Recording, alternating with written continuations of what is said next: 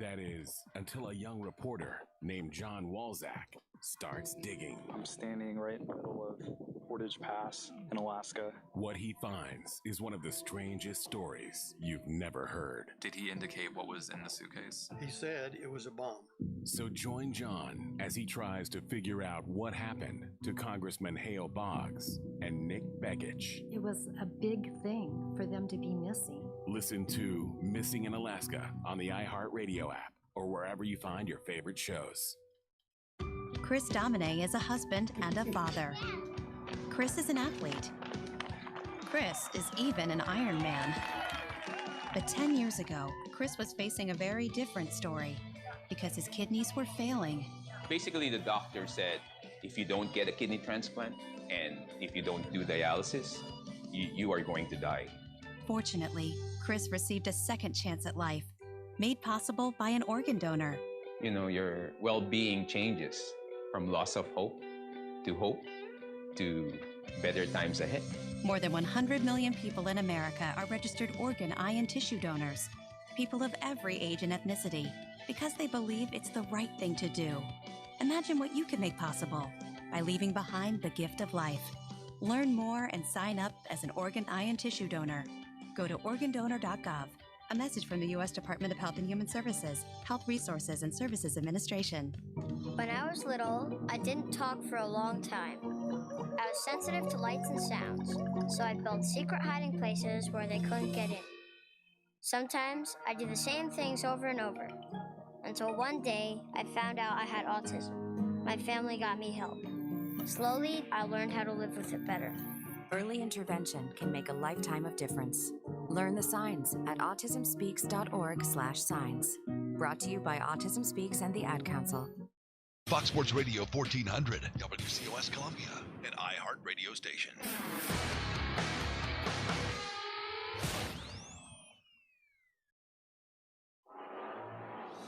It's time for Clemson Sports Talk with Lawton Swan. Ready, set! Just call me Swanee. Tiger style. Tiger style.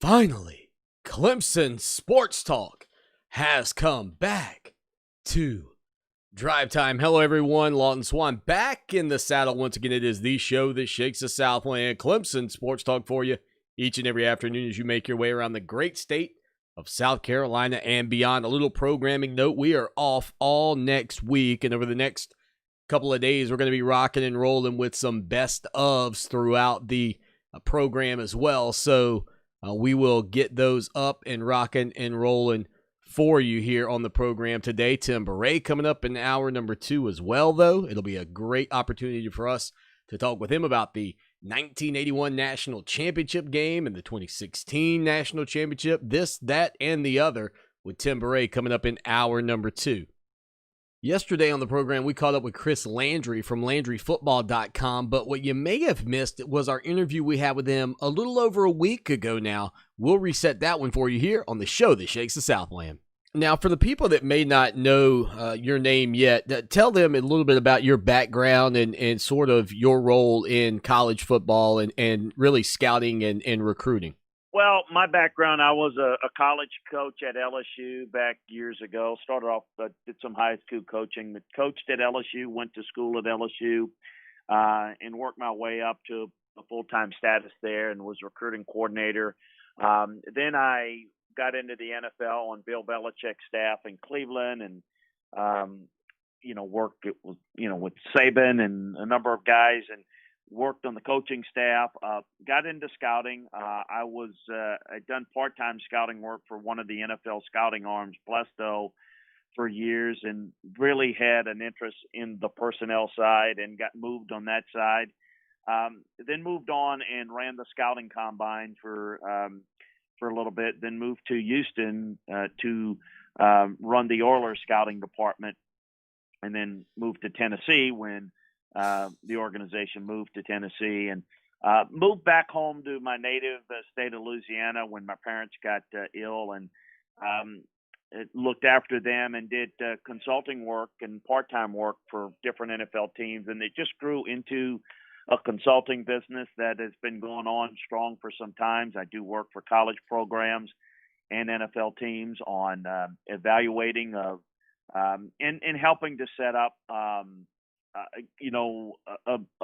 process of grading using my background of, again, running the combine and running NFL scouting organizations to try to help a lot of college programs better evaluate players in recruiting. So I do a lot of seminars with college programs, help them evaluate college players, and then certainly do that in the NFL, and involved in the draft, involved in advanced scouting. So everything from evaluating players from the college level down to the high school level, into the college level, into the NFL is what I do. Do a lot of coaching search work as well. That's part of what I do with Landry Football Operations. And then we started a website, LandryFootball.com, a few years ago when somebody said we needed to provide some of this access to the fans. And so that's the way we started it, and that's what we do. We break down the college game, the pro game, from inside the film room, from a coaching and scouting perspective. That's what LandryFootball.com is all about. We've got a lot of podcasts that we're involved in, and certainly have looking to add some really good people that we're hoping to join us here soon.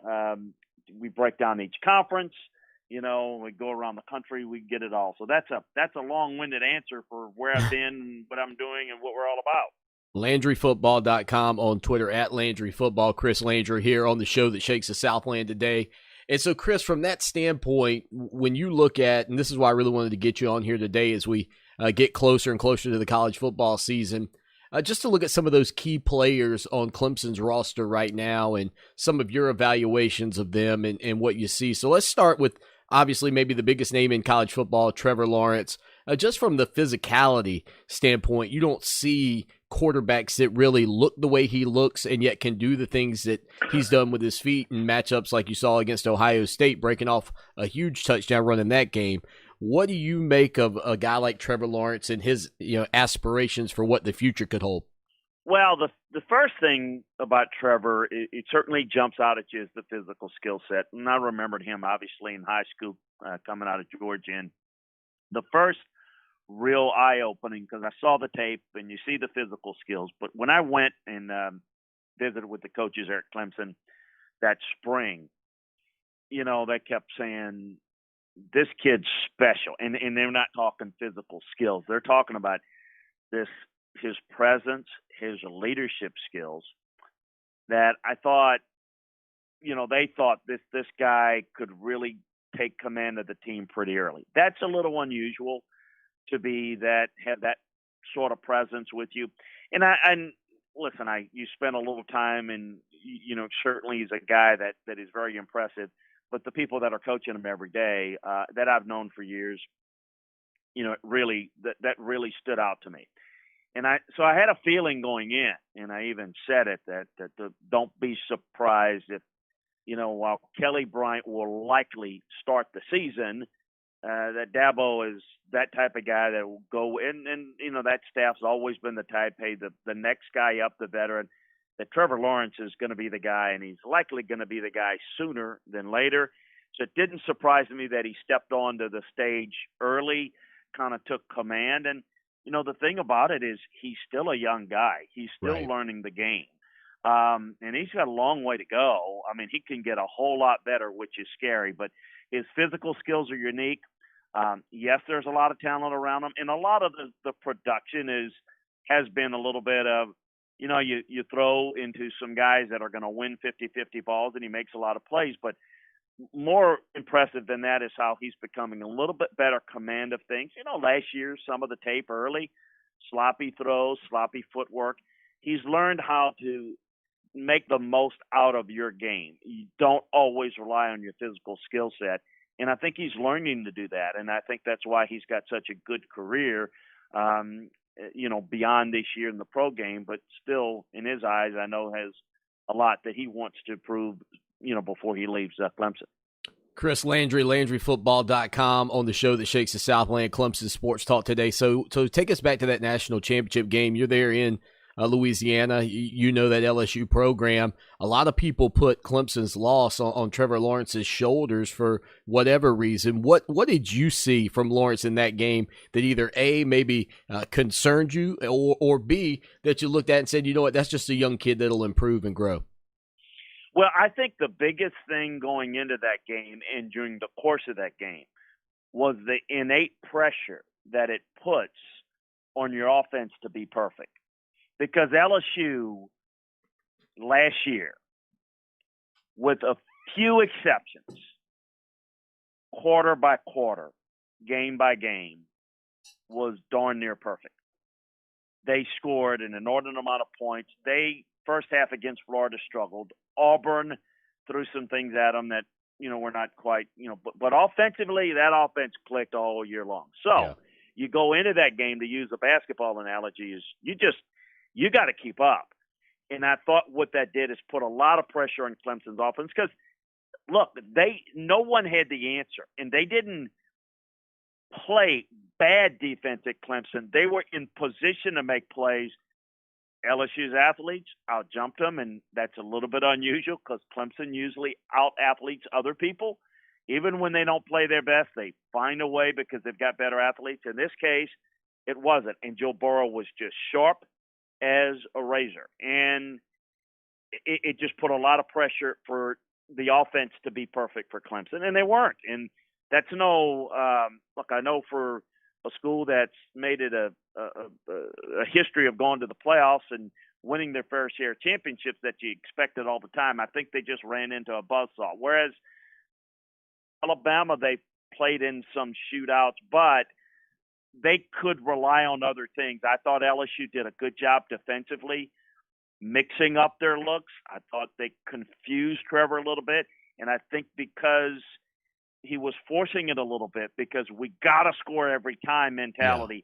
That's not always the way. You tend to force things, and that's part of the maturity that's going to come with playing the game. In other words, if you're playing in another type game, you probably don't try to force it because you're going to live. Hey, we'll punt, we'll get it again.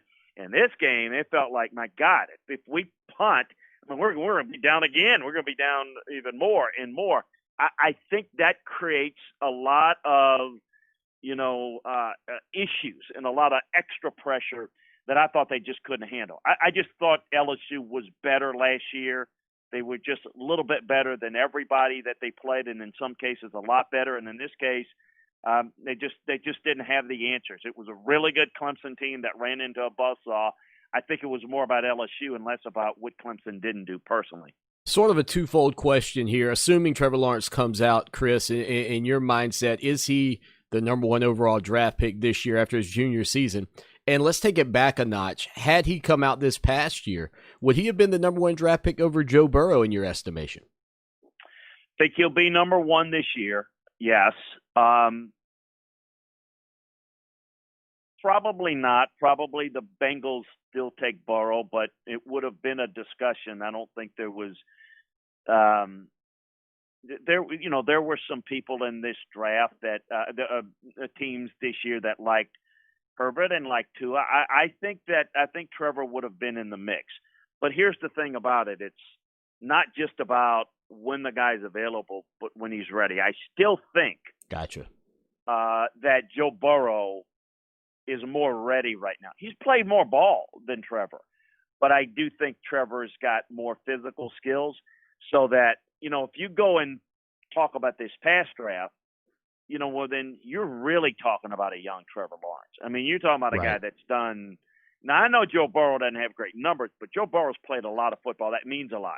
So it is a little bit apples to oranges comparison. But I do think Trevor would have been in the mix because I really do. I mean, listen, he'd have been in the mix after his freshman year, not in the mix to come in and lead our team immediately.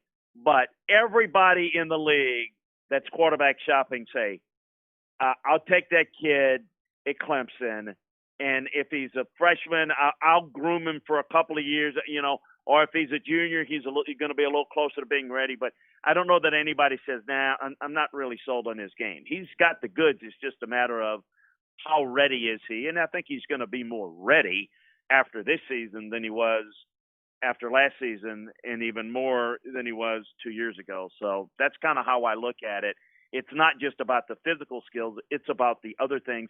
Listen, Joe Burrow was certainly not a first-round pick last year at this time. Not at all. Right. No way. But look at what he did, not only the production, but the growth. And it was really intangibles because he's got good physical skills. He doesn't have Trevor Lawrence physical skills. But he's got really advanced football acumen, which I think Trevor can get in time. But, Joe Burrow's grown up around the game. His dad's a coach.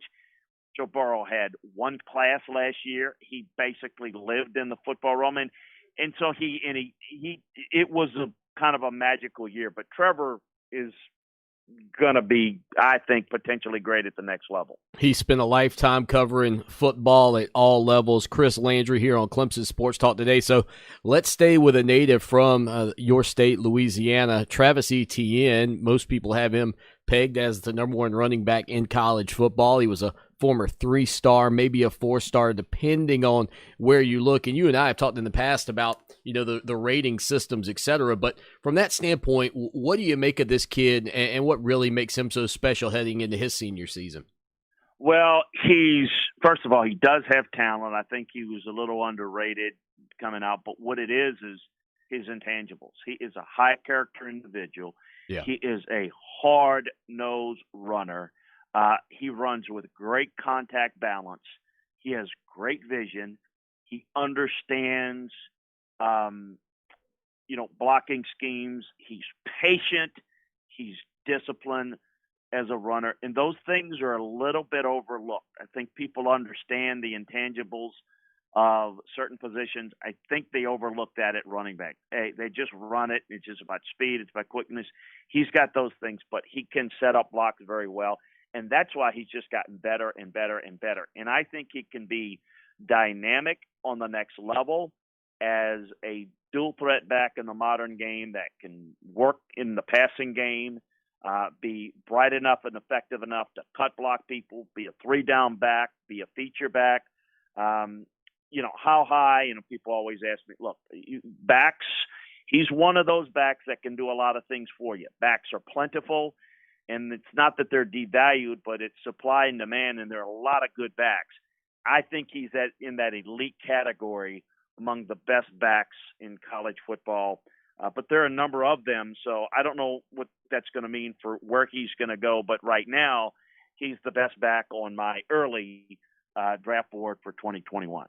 On Twitter, at Landry Football, Chris Landry joining us here on the show that shakes the Southland today for just a couple of more minutes. And Chris, I know Tiger fans are disappointed that Justin Ross won't be able to play this season due to an issue that he was just born with. And so from that standpoint, he had healthy surgery last Friday. He'll be recovering the entire year. There's no determination yet whether he'll even come back for another season at Clemson. He could still decide that he wants to play his next football professionally. But from what you've seen out of Justin Ross in his career, what makes him such a good football player, and what do you expect to happen for him after he kind of gets back to 100%?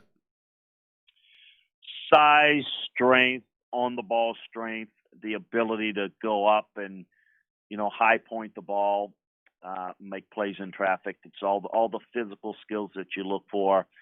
He's got good speed. I think he's got to learn how to stem his routes a little bit better, but he's no slouch at that. He's in that elite category of this year. It's where I had him in that same grouping with the Jamar Chases, Jalen Waddles, Rondo Moore's that produce a different looking type receiver. But Jalen's kind of in that mold of the guy that's big, that can be the X receiver, that's going to really command a lot of attention. Really feel bad for him. It's a tough situation. I worry anything spinal. It's just over my 30-plus years as a scout. Anything with backs or necks worry me. Just worry me about their future. So I I did hear everything went well, and I'm hoping and praying. I feel great about, where he's going to be, and we'll let the medical things fall as they may. I'm disappointed for the young man because I think that's where I saw him and I anticipated him, and I anticipated him having a great season. Now that we got to go down that path where he's not going to play, he will have a decision to make. Probably if he comes out, there's going to be some little question mark about, he hadn't played all year long, and you have less exposure to him, meaning he's less games to evaluate. So it's not that it hurts him as much as it helps the other guys that do have that exposure. So, he's got to decide, does he come back to Clemson and, get that production in and then work his way to that next level and get drafted higher, or just come out to where, as you alluded to, the next ball you play, you get paid for, and you're playing for your second contract. And if you get drafted a little bit lower than you would have if you had a great year, so what? I mean, that's the decisions he's going to have to make, and it's going to be between him and his family, and, Dabo and the rest of them kind of decide what they want. But the guys are really an elite talent, and there was a boatload of receivers in last year's draft, and there's a number of good ones in this year's draft too. He'd have been in the mix of the top, 3 or 4 best. I don't know where that's going to put him if he doesn't play. Probably with the risk-reward factor, there'll be some people that will grade him a little bit down medically just out of concern of longevity that could affect his draft status. We just don't know yet. The doctors will have to decide that. LandryFootball.com. Head over there today. Check out everything that Chris has got for you. Chris Landry here on the show that shakes the Southland. Chris, looking forward to trying to keep you on during the Wednesday edition of the program. I know we're a day late this week, but I'd love to have these same conversations, not just about guys at Clemson, but guys around the country, buddy. I hope you have a great day. Hey, man, thanks for having me a lot, and be good. Again, really looking forward to Chris Landry being a part of the program for a long time, and we're going to try to slide him in on Wednesdays from now on. Stay with us. Stay with us. Now, Columbia's most dependable traffic, sponsored by Pope Davis Tire and Automotive, home of the best tire prices in Columbia, guaranteed. Fox Sports Radio 1400 traffic. As you get set for your ride home this afternoon, couple of spots you want to try to avoid: Edmond Highway at Jim Spence, Likes Lane at Riverwalk Way, and Garner's Ferry at Lower Richland Boulevard.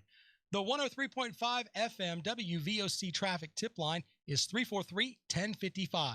This report is sponsored by SOS Children's Villages. War, poverty, and disaster have left millions of children around the world orphaned, abandoned, alone. When their parents can't be there, SOS Children's Villages is there in 134 countries, including the U.S., to make a difference in a child's life. Go to sosusa.org. Lake Murray's annual 4th of July fireworks celebration presented by Lexington Medical Center is Saturday, July 4th. Capital City Lake Murray Country is proud to bring you this 32-year tradition. Around 9:15, fireworks launch from Spence and Dreer Island. Tune in to 97.5 WCOS for the choreographed music show. Lake Murray's July 4th celebration, presented by Lexington Medical Center. Thanks to our sponsors, including Palmetto Point, Nephron Pharmaceuticals, First Community Bank, Dominion Energy, and iHeart Media. Visit LakeMurrayCountry.com and see why South Carolina Always is feel just right weird for this patriotic celebration. Kirk Commercial Construction is a licensed general contractor in South Carolina. Since 2011, Chris Kirk, a Columbia native with 20 years of construction experience, has believed in meeting his customers' needs. Kirk Commercial Construction is capable of performing any... So if I do that, you're probably only hearing me. Yeah. If you're on Facebook, we got these shirts. Tomorrow, I got 3 of them I'm giving away, and we're going to open it up again. So check out how to possibly win that. Pretty cool stuff. Again, over on our Facebook page. I feel like I need to whisper as if it's going to go out on the air. I don't think it is, but I feel that way. So stay with us here on the show that shakes the Southland, the website ClemsonSportsTalk.com. And if you don't hear anything, this is completely awkward, but I think you can. The wild nights, weddings, and everything leading up to this cult classic TV show. And they'd be like, we just saw your movie. And I'd be like, oh, cool, thank you for going. Let me tell you about our specials. And it was like, only in Hollywood can you go see a movie and then have the star of the movie wait on you for dessert. Together, Zach and Donald recall the intimate journey that built a lifelong friendship. Oh my God, this is where it all originated. Join fake doctors' real friends as they remember their early success and try to figure out if the janitor was a figment of JD's imagination. Well, you've already proven that time and time again, Donald. Listen to Fake Doctors' Real Friends on the iHeartRadio app or wherever you listen to podcasts. Every year, Steve Faircal climbs the stairs at the John Hancock Center in Chicago, 94 floors to the top. It's called the hustle up the Hancock. It's hard to believe when you watch Steve today that a few years ago, his lungs were failing and he was fighting to survive. For 8 hours a day, someone was pounding on my chest to try and keep my lungs clear. I honestly don't think I had more than a couple weeks to live. That's when Steve received the gift of life, a double lung transplant made possible by an organ donor. After I got my new lungs, I started doing things that I had never been able to do. I never knew that breathing could feel this good. Steve climbs to honor his donor and to raise awareness for organ, eye, and tissue donation. Wouldn't you like that when you left this beautiful planet, that you could save a few lives on your way out? It's an incredible gift. Imagine what you could make possible by leaving behind the gift of life. Learn more and sign up as an organ, eye, and tissue donor. Go to organdonor.gov. A message from the U.S. Department of Health and Human Services, Health Resources and Services Administration. Welcome back to Clemson Sports Talk. Join the show in the chat room at clemsonsportstalk.com.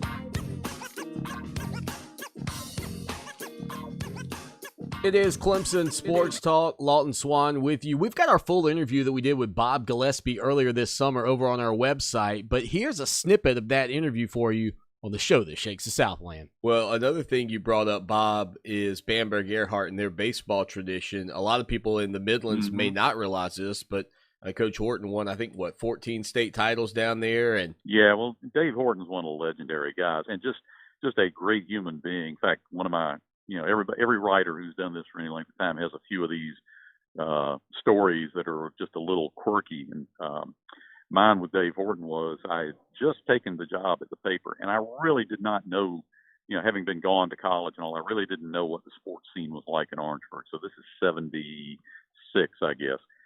And I'd just taken a little sports editor's job, and the sports editor was essentially the sports department. It was you and you. You wrote stories, you laid out pages, you did it all. So this is, mid to late spring, and I'm sitting in the office one day, and the phone rings, and this irate lady, very nice but irate, calls up and said, "How come the Times and Democrat is not covering the Bamberg Earhart Red Raiders baseball team? They are going for their," and I don't know what it was at that time, 5th or 6th straight title. I think they won 8 in a row at one stretch, and like you said, 14 total. "And how come you're not down there?" And I said, "Well, ma'am, you'll have to forgive me." I said, "I just took this job, and I was not aware of this, but I appreciate you letting me know, and I will definitely be down there." And they were playing somebody in the state title game. I think it was game 2 of a 3-game series, and they ended up winning it in 2 games. So I get in my car, and I drive down to Bamberg and park and walk across the diamond towards the dugout. And I can see this fella over there, little older guy in, the full uniform and cleats and everything. And he's talking to players, and he's got a lineup card in his hand and all that stuff. I said, "Okay, that must be the coach." And so I'm walking along. As I walk by, there's this skinny guy wearing an old beat up pair of khaki jeans and a t-shirt, and he's got a pipe in his mouth and just one of the oldest, nastiest Bamberg Earhart baseball caps I had ever seen on his head. And he's sweeping the infield, just kind of cleaning up the infield. So I walk by and I nod at him, and he smiles and nods at me, and I walk on past and get to the dugout and go to the guy that I figure is the coach and say, "Coach Horton, I'm Bob Gillespie. I'm the new sports editor at the Times and Democrat, and I just came down here to cover your game." The guy said, "Well, we really appreciate you coming down here, but I'm not Coach Horton. That's him out there with the broom in his hand." And I turn around and look, and the guy's just smiling like he knew what had happened. He knew I didn't know who he was or anything. But we later became, pretty good friends. I did a number of stories on him for the, obviously game stories for the Orangeburg paper. And then later, when he was starting to wind down his career, I did a couple of longer stories just about his life with, as you mentioned, Mookie and Preston and all the other, the 8 million Wilsons that played baseball at Bamberg Earhart at one time or another. But yeah, I mean, his wife, whose name has just escaped me, unfortunately. But the joke was that, they needed Dave to run the baseball team, but she ran the programs. She did all the lineups. She called in the games.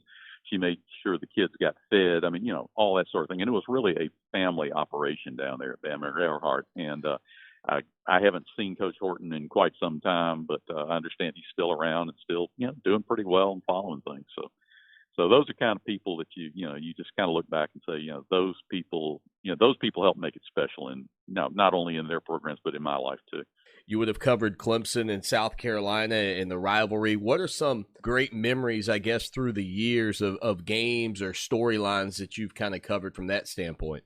Yeah, well, I came to the Record in August of '79, and that was just about the time that South Carolina people were discovering this guy named George Rogers. In fact, it's funny, one of the first stories I ever did for the Record, I'd been at the Charleston paper, so I knew about South Carolina, but back then it was Rogers and Johnny Wright. They were kind of a tandem, and Rogers looked more like the fullback and Wright looked more like the tailback. But Carlin was getting ready to go to a one-back offense, and although he did not say it publicly until later, he knew Rogers was a better player. Wright was a good player, but he did not have the kind of dynamism, whatever the word is. He wasn't the kind of player that Rogers could be and would be. So anyway, but they went into spring or fall ball ostensibly, fairly even, and then Wright suffered a knee injury, and Rogers got the starting job, and of course never let it go, and ended up winning the Heisman the year, his senior year in 1980. Right. So I was around for some of that. I got to know Carlin pretty well. Interestingly enough, this is probably before your time, but Jim Carlin was not an easy guy to deal with for the media. He liked some writers, but even then it was kind of arm's length and that sort of thing. And he and I actually got to be, I won't say we were friends until later, but at the time we were friendly. He seemed to like me for some unknown reason. Maybe I was young and a fresh face, and he had already made up his mind about some of the veterans that were at the state and the Record and stuff. So we generally got along reasonably well for the, what would that be? I guess 3 years he coached before they fired him after the '81 season. So he was a big deal. And of course, this young guy, I can still remember being in Charleston in '78, I guess it was. And the new coach at Clemson, a guy named Danny Ford, was in town to speak. And nobody really knew that much about him. Of course, he stepped in when Charlie Pell took the job at Florida at the last minute and won that bowl game against Ohio State. Everybody knows the Charlie Ballman story, I'm sure. So I can remember Danny was coming to town, and so they said, we need you to go over and interview this guy. Okay, and I mean, it was literally this guy, Danny Ford, whoever the heck he is, the new coach at Clemson. Nobody knew much about him. So I can still vividly recall he was speaking at some thing that evening. And so they had set up for me to go talk to him beforehand. And so I walked into this room. They had him set up with a table and a couple of chairs, and sat down, introduced myself, and we started talking. And I couldn't give you anything specific, but I remember walking out of there and I said, this guy's got no chance to make it. He can't put two words together. He just, he can't talk. He's just an old country boy from Alabama, and he doesn't know what he's saying, or I hope he knows more about football than he does about talking to the media. Well, of course, we know how that turned out. Not only did he become a great football coach, but Danny became one of the great communicators as coaches. And to this day, an interview with Danny is just a blast, because Danny will say what Danny thinks. He doesn't, nowadays especially, he doesn't care what anybody thinks, whether he's right or wrong. And he's become an icon in this state. He is possibly, in the world of football, probably Danny is number one right now. I mean, Dabo Swinney obviously is number one in active coaches, but among historic figures, I'd say Danny has to be probably the number one guy. South Carolina's problem, of course, was that they never kept anybody long enough for them to become an icon. Maybe Spurrier would be the exception, but of course that's years and years after I got started. So anyhow, but yeah, I still enjoy conversations with Danny, which I'd say most people do. A quick break. We come back with more from our interview with Bob Gillespie. Yeah, Bob was fantastic that afternoon, and we got just a little bit more of that coming up for you here on the show that shakes the Southland. At Stanley Martin Homes, your life is our blueprint.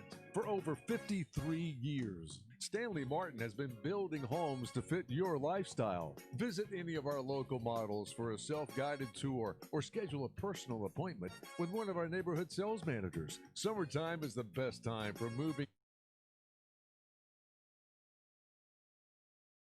So check this out. We've got some other giveaways that we're going to be doing. Let me grab one.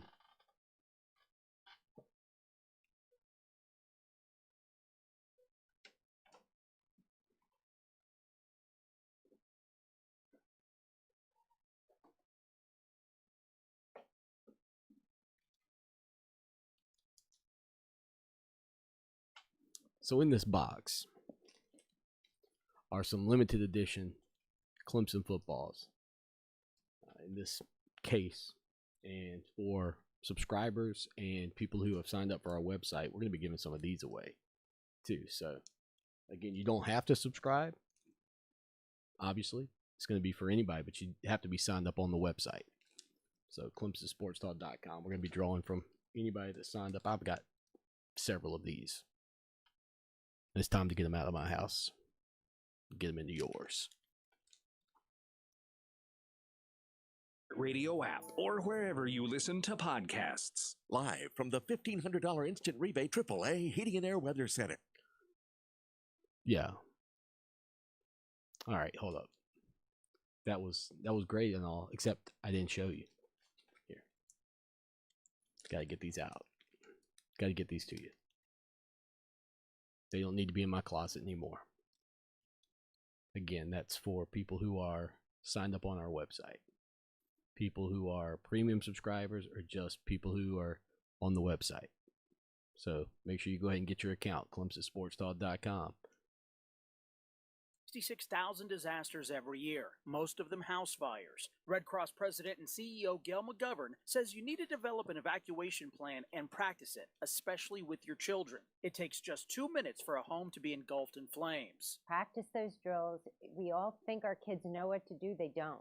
We need to teach them. We have started a large campaign where we're going into vulnerable communities and helping install smoke alarms. Already 92 lives were saved. And 4 of those lives were saved by a 5-year-old girl who remembered what we taught them during these fire drills, and she got her family out. We also have a slew of free apps that people can download onto their smartphones. It's what to do in every kind of disaster you can imagine, how to prepare and how to recover. To help support all the Red Cross does and to make a financial donation, go to redcross.org. That's redcross.org. Chances are there'll never be an emergency ever again. But just in case, let's talk about a plan. Okay. Who is going to grab the go bag? What's a go bag? It is a bag we do not have that is filled with things we really, really need in an emergency. Guess we won't have to worry about it then. Well, this is great. I am so glad that we don't have a plan. Winging it is not an emergency plan. Make sure your kids know what to do during an emergency, who to call, where to meet, what to pack. Visit ready.gov/kids for tips and information. Brought to you by FEMA and the Ad Council. Mothers Against Drunk Driving supports victims of drunk driving, drug driving, and underage drinking at no charge. Call our 24-hour victim helpline at 877-MAD-HELP or visit mad.org. That's MADD.org. Want to hit a home run with your smart speaker? Just say something like this. Alexa, play Fox Sports Radio 1400 on iHeartRadio.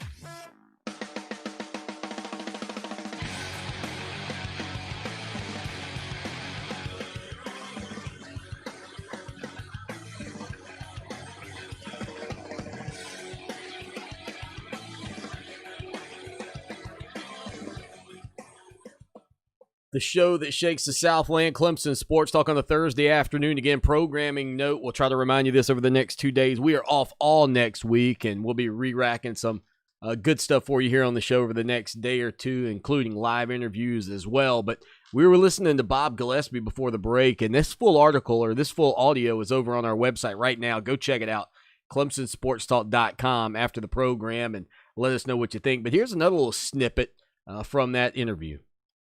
I've got to imagine that looking back on it, Joe Morrison's career in Columbia is one that they really wonder what if and what would have happened had he not passed away. I remember that day vividly.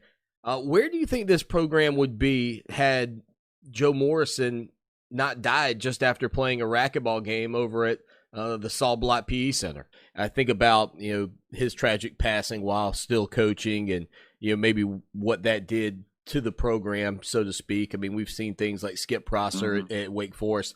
How do you think that moment when he passed away affected the future of South Carolina football? Well, that's a good question, and the answer basically is nobody really knows. There was already problems going on. Obviously, you remember that the steroid scandal, Sports Illustrated broke after the the '88 season, and Joe was kind of keeping a low profile, not saying very much, and his assistant coaches were out basically denying things, which they later, some of them would admit to in court because they were being brought up on charges. But Joe was, it was kind of strange. And of course, at that point, Bob Markham, I believe Markham was already gone as the AD because he took a fall for that too. But Joe was still kind of there, and Joe was an icon too, in a more immediate sense.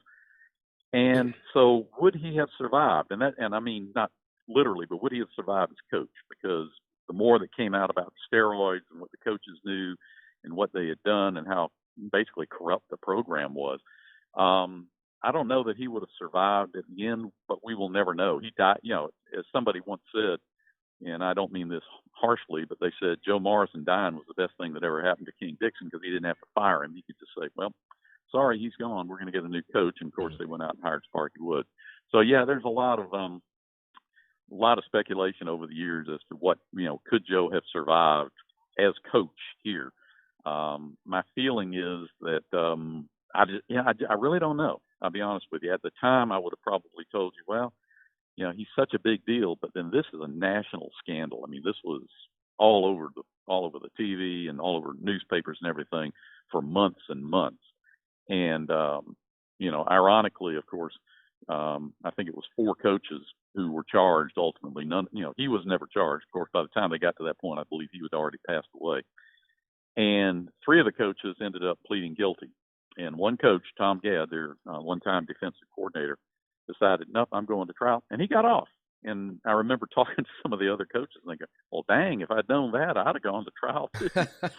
So even though but even though it happened, now Gadd was a pretty straight arrow in my recollections. And, my thinking is maybe either he didn't know what some of the younger, farther down the food chain assistants were doing with the stuff, or he didn't want to know, or it was like, I don't need to know. And Joe seemed to take that sort of like, look, you guys just do what you got to do. I don't need to know about it. That kind of, what they call it, culpable deniability, I believe.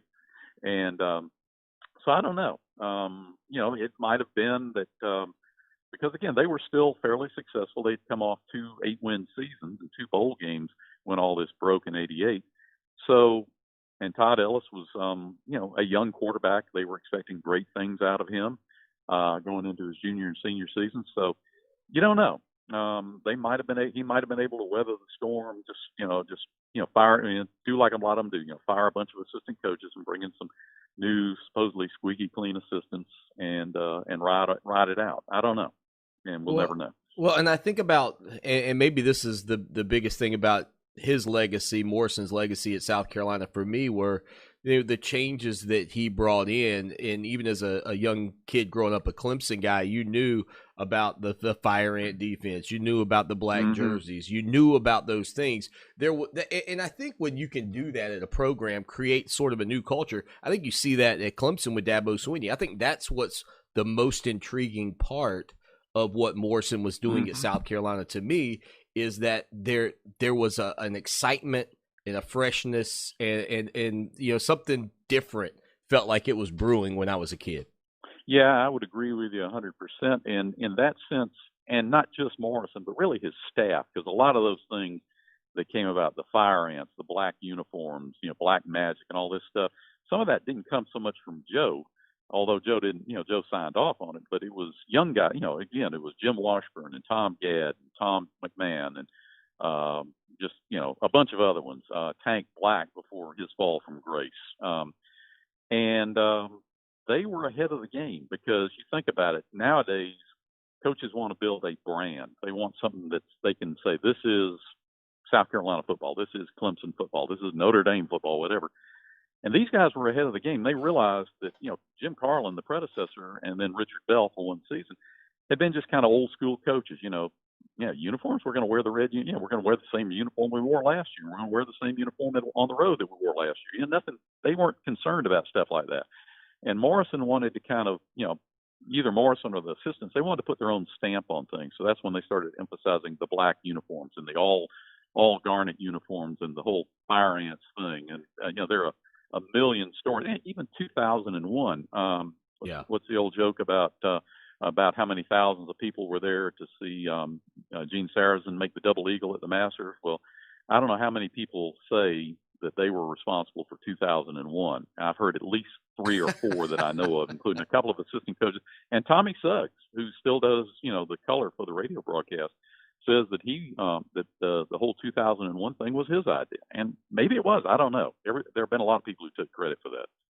So there you go, a little sneaky good interview with Bob Gillespie here on the show that shakes the Southland. That full interview is over on our website, and he talks about his relationship with Dabo Swinney and what that was like, getting to know him, and really, Bob's such a legend. It was awesome catching up with him, and we've had some really good interviews this summer. And as we head into a vacation, I thought we'd celebrate some of those with you here on the show that shakes the Southland. When we get back, there appears to be a new attraction in Tiger Town, and I am all about it. I'll tell you what it is when we get back with more on the show that shakes the Southland. It is Clemson Sports Talk.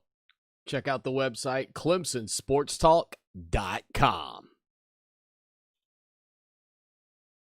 For 28 years, the professional staff of the Hobbs Group and Hobbs Group Advisors has been dedicated to helping others achieve their financial goals by delivering quality, objective financial and accounting solutions to a diverse client base of individuals and businesses all over South Carolina. We offer tax and audit services, bookkeeping, payroll, litigation support, employee benefits, personal financial planning, investment management, and insurance services. Please call us at 803-799-0555 or visit our website, hobbscpa.com, to learn more about our people and services. An iHeart Radio original podcast. October 16th, 1972. 2 congressmen board a small plane in Alaska. They fly into violent weather. Icing conditions, turbulence. And disappear, despite a massive search. We're just praying that out in that snow, they're going to find him walking around up there. They're never found. The case goes cold.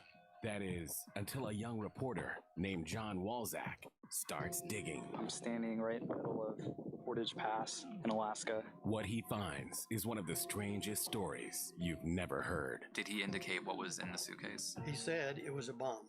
So join John as he tries to figure out what happened to Congressman Hale Boggs and Nick Begich. It was a big thing for them to be missing. Listen to Missing in Alaska on the iHeart Radio app or wherever you find your favorite shows.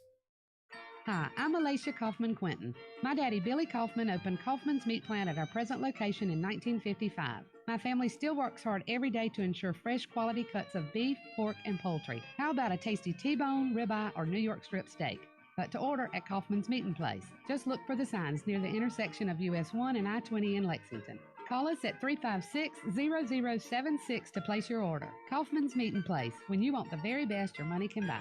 This Father's Day, near or far, show Dad you care with a gift he'll love. At Kohl's, save on shirts and shorts, the Ninja Foodie Grill, and get 25% off Under Armour, Nike, and Adidas. Plus, get an extra 20 or 15% off. Plus, an extra $10 off your Father's Day purchase of $50 or more. You don't have to spend a lot to say, thanks, Dad. Offers valid June 11th through 21st. 25% off active. Offers and coupons do not apply. 10 off 50 with promo code DAD10. 15 or 20% off with promo code SAVEMORE. Select styles. Some exclusions apply. See store or Kohl's.com for details. iHeartRadio is your source for the best, most unique golf podcast around, full of insight and great conversations like Playing Around with me, Paige Renee. The Hank Haney Podcast. The Shack Show with me, Jeff Shackelford. Get a Grip with Max Homa and Shane Bacon. I'm Max Homa. And I'm Shane Bacon, also the host of The Clubhouse with Shane Bacon. iHeartRadio is #1 for podcasts, and it's easy to see why. Find all these amazing shows on the iHeartRadio app or wherever you get your podcasts. Hey, is that a faucet running? Nope, that's not a faucet. That's a river rushing through the forest. It is? Yeah, forest rivers provide over 100 million people with clean water to drink. The water comes straight from the forest to us. In fact... What? I can't hear you because of the vacuum. That's not a vacuum. That's the trees in the forest cleaning up the air we breathe. How do trees clean the air? They soak up the dirty air on their leaves, branches, and trunks, which means clean air for us. Cool. I didn't know that. Yep, but the forest does more than give us clean air and water. It gives us shade for hot days, birds to listen to, and trees to climb. Wow, that's awesome. I didn't know how cool the forest could be. Hey, let's go explore some more. Visit the forest today and enjoy all it does, just for you.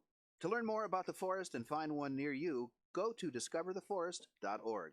Brought to you by the U.S. Forest Service and the Ad Council. Fox Sports Radio 1400. Online at foxsportsradio1400.com. On your phone with the iHeart Radio app and on hundreds of devices like Alexa, Google Home, Xbox, and Sonos. An iHeart Radio station.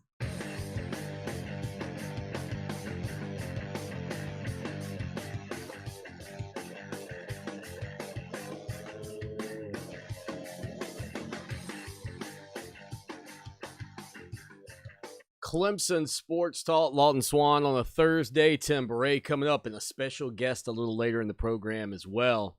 Looking forward to jumping on in with that or jumping on that with you on Twitter at Clemson Sports. Don't forget, we're going to have our first giveaway of the summer over on our Facebook page. Yeah, take a look at that if you're watching the show. Ooh-wee. If you're not watching the show, go watch the show later. Share it, tell your friends about it. ClemsonSportsTalk.com. Yeah, so we got a lot to talk about here because I have a policy in place that you all are very well aware. You know, June 1st, I said we're having football. And so I'm sticking with that. I'm sticking with my guns that we're having football. But I got to tell you, Dr. Anthony Fauci is not feeling it. Yeah, not feeling it. And I don't know. I'm not trying to be the, oh, hey, we're not going to have a college football season guy in the middle of my month where I'm saying we're having it. But Dr. Fauci essentially feels like it's, you know, the odds that it happens are not good. So from that standpoint, the major difference here is I am a guy that just plays a doctor on the radio once a month to tell you his theory. And Anthony Fauci's a big name in the viral business. So I'm frustrated because of his comments, not because I think he's wrong, but it just takes a little bit of air out of my tire. He said, unless players are essentially in a bubble insulated from the community and they are tested nearly every day, it will be very hard to see how football is able to be played this fall. He said, if there is a second wave, which is certainly a possibility and which would be complicated by the predictable flu season, football may not happen this year. Fauci's the director of the National Institute of Allergy and Infectious Diseases. Seems like a guy that probably knows more about it than the host of the show that shakes the Southland. So with that news coming out today, man, I'll tell you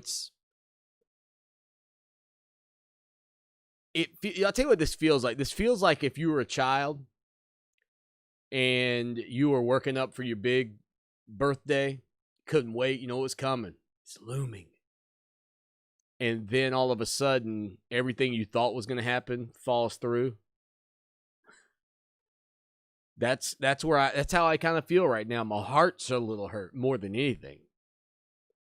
And then you see schools, and look, it's predictable that schools are going to have some cases of COVID-19. You know, and Clemson just had 2 on the football team.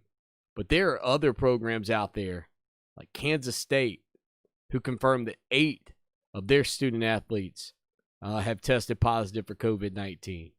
And if you start to see numbers like this continuing at schools across the country, it's going to be hard enough to rein it in just to get ready for the year. And again, these student athletes aren't in the high-risk category. Children aren't in the high-risk category. But where this is unique is, while children aren't in the high-risk category, right? The players collegiately, they're high risk to their parents, meaning their parents don't want their child to potentially be one of the small amount. So that's something that you gotta recognize. We're talking about a situation where, yeah, they might be in the minimal risk category, but when you recognize or when you focus on what that child means to that parent or that family, you're now talking about a scenario where, yeah, it is a high risk issue, so to speak, from the standpoint of the and this should not be a quote unquote selfish word, but selfishly, like as a parent, my kids may not be in the high risk category nationally, but they're in the high risk category for me because I certainly don't want to see them become one of those small numbers of kids who are affected by this or kids who die from this. Just like these student athletes, same thing. And so it really begins to push forward that narrative of what is what is it worth? And again, that teeter-totter between health and a functional economy are two things that I think are going to continue to go back and forth until there is either A, better preventative treatments, or B, there is a vaccine that either minimizes the effects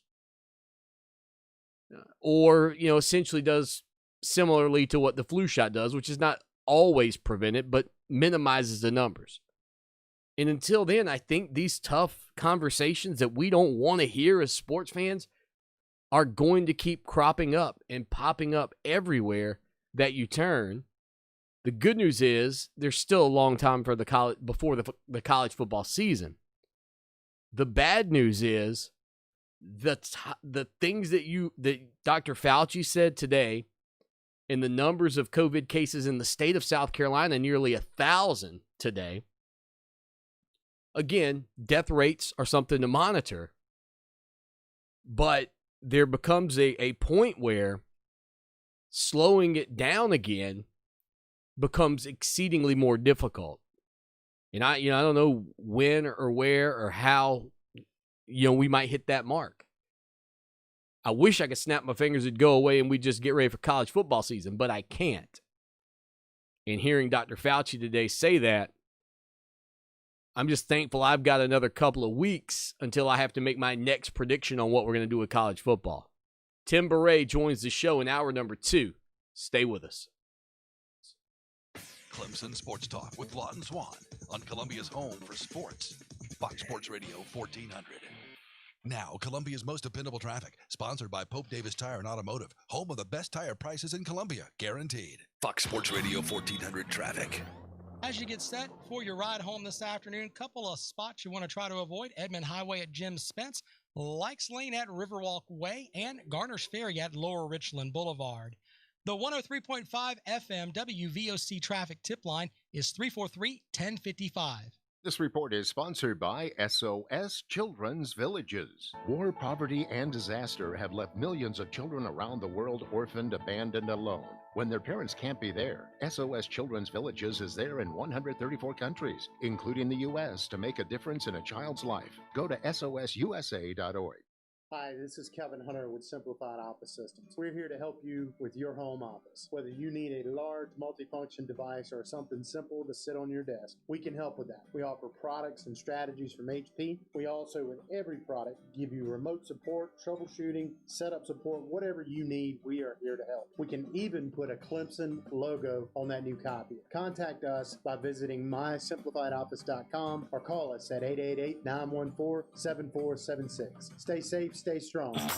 Fake Doctors, Real Friends is the podcast that recaps the television sitcom Scrubs from the perspective of the series stars Zach Braff and Donald Faison. I'm sure this is so annoying, but I just want to say I love the show. And I'm always like, it's not annoying. Are you kidding me? That's like the best compliment you can give us. So, well, it's annoying when you're eating food. Join Zach and Donald twice a week as they interview former cast members, directors, and even creator Bill Lawrence. Listen to Fake Doctors, Real Friends on the iHeart Radio app or wherever you listen to podcasts. Lawton Swan here, and I know in sports we're always talking about the big guy. Well, let me tell you, when you're buying a car, you don't need that. What you need to do is head down to Orangeburg to my good friends at Ferry Chevrolet Cadillac. 4 generations of family-owned business right there at Ferry Chevrolet. No dock fees, no tricks, straightforward pricing in a low-pressure environment you'll love. Check them out online, ferrychevrolet.com, or call them 803-536-1600. It's Ferry Chevrolet Cadillac, just a short 30-minute drive off of exit 145A in Orangeburg. Let me tell you who I trust to protect my home and my family. Modern Exterminating. Hey, it's Lawton Swan, and when you need top-quality service from a team that knows what bugs you, call Modern Exterminating, 765-2315. They're locally owned and offer a full complement of pest elimination services, including complete pest control, termite plans, moisture control, and more. Check out Modern Exterminating online at pestfreesc.com or give them a call today, 765-2315. Modern Exterminating. They know what bugs you. Of course my kid's in the right car seat. Well, I think he is. Yeah, my kid's in a booster seat. He was ready to move up. He is ready, right? Her car seat looks like the right size. There are probably rules on when to move up to a booster seat, aren't there? Rear facing, forward facing. I think I have it right. Car crashes are a leading killer of children 1 to 13. Are your children in the right car seat for their age and size? Don't think you know. Know you know. Go to safercar.gov/the right seat. I know my child's in the right car seat, or else I wouldn't get in the driver's seat. Brought to you by the National Highway Traffic Safety Administration and the Ad Council. Major key alert! Don't ever play yourself. Life is like school. You will be tested, so pass it. Learn the real major keys to getting to college at GetSchooled.com. Stay focused. Now that's a major key alert. Brought to you by Get Schooled and the Ad Council. Fox Sports Radio 1400, WCOS Columbia, an iHeart radio station.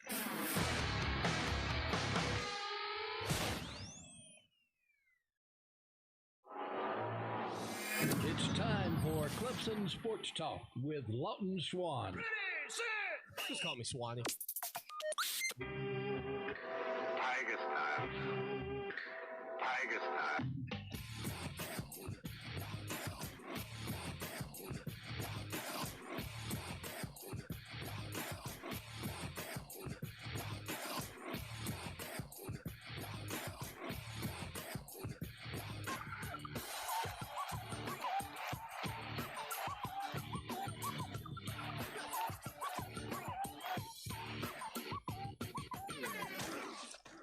It is hour number 2.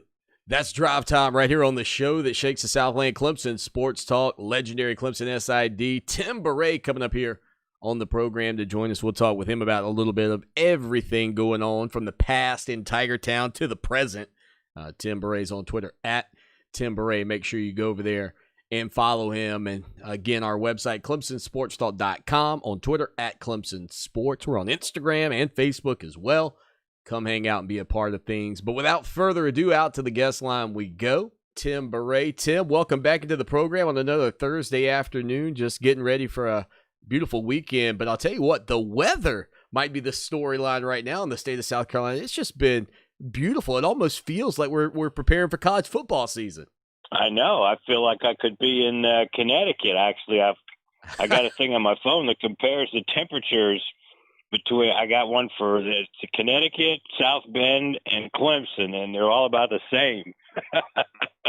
It has been gorgeous, and it makes me feel like college football is coming. And I've made a pact with my listeners. I make the prediction at the first of the month as to what I think is going to happen. I said on June 1st, we're having college football. So we're talking like we're having college football. And I know that Tiger fans have been eating up those college football documentaries. Clemson's Greatest Games. You've been a feature of both the June 6th version featuring the 2018 Syracuse victory by the Clemson Tigers. The June 13th version was the win. You called it the greatest matchup of quarterbacks in Clemson history as Deshaun Watson outdueled Lamar Jackson in 2016. But this week, a little bit of a blowout coming, the 56-7 victory over South Carolina in 2016. And from the standpoint of being one of Clemson's greatest games, there have been some legendary victories by Clemson over South Carolina. 63-17 back in 2003 really stands out for a lot of people, but 56-7, quite the dominant performance by the Tigers.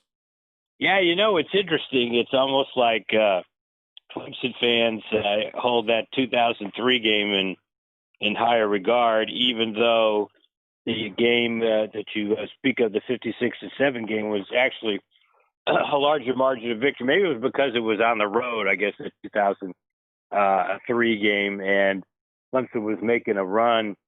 It was just a surprising run at the end of the 2003 season after we started out 5-4, had a loss by a large margin at Wake Forest, and miraculously beat Florida State when they were ranked third in the country. So maybe it was more that it was such a pleasant surprise. But, the 56-7 game ended up being the final home game for Deshaun Watson and Mike Williams and Wayne Gallman and Artavis Scott.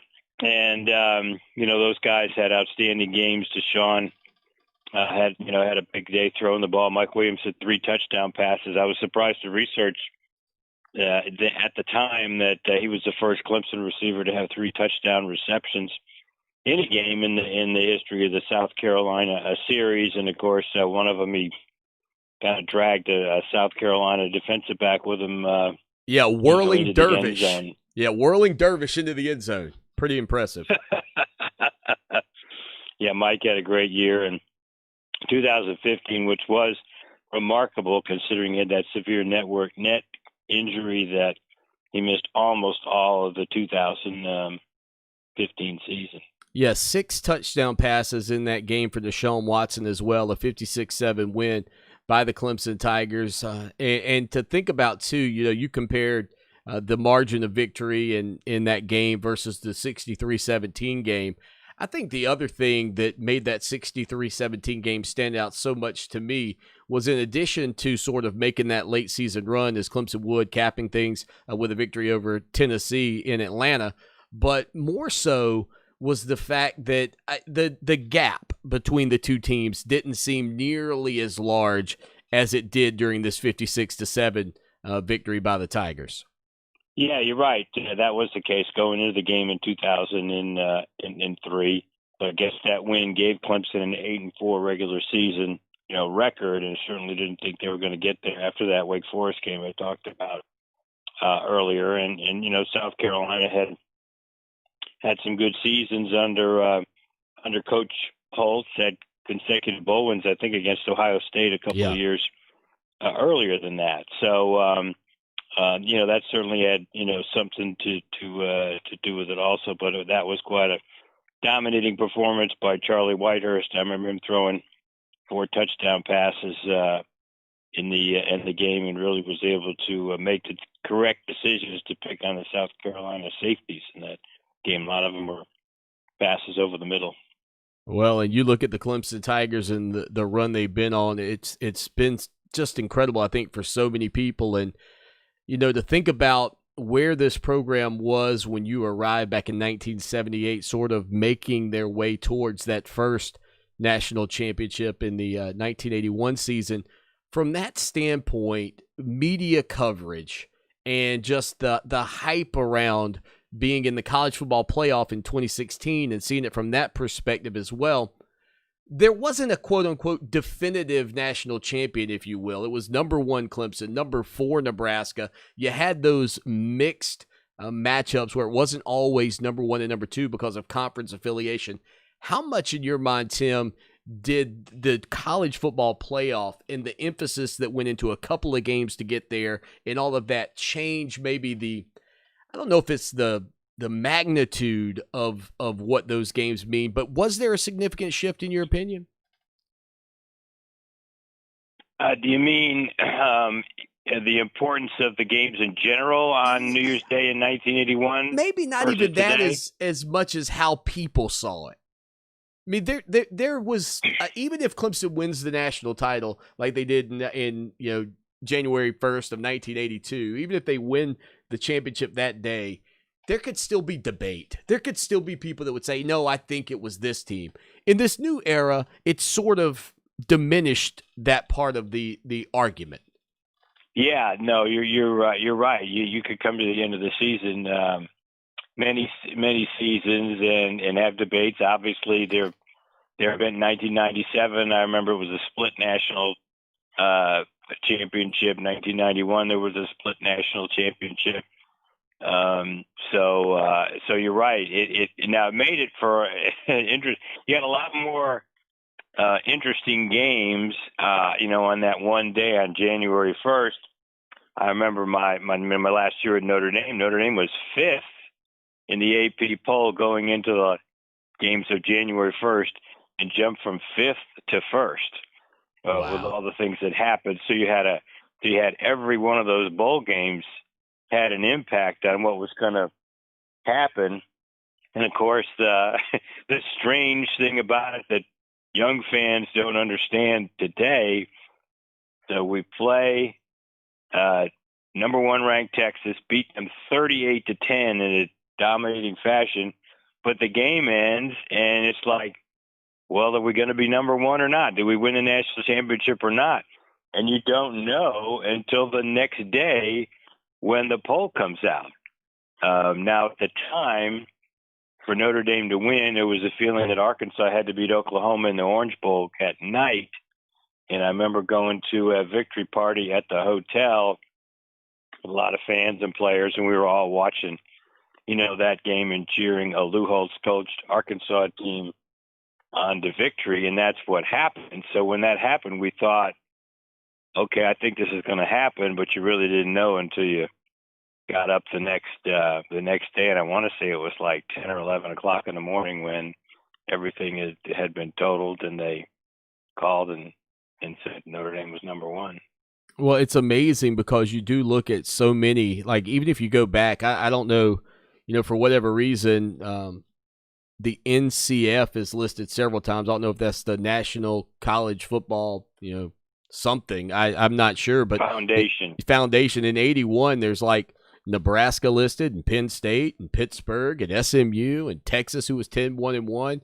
I mean, and all of these teams are listed as, I guess, quote with a little addendum, national champions in a season where Clemson's, I guess, the only major power undefeated team in the country when Danny Ford leads that team to a 12-0 record and a 22-15 victory over Nebraska, who's also a team that's listed there below them. So it's just a weird dynamic that no longer exists. I mean, now it is the one team and the one champion.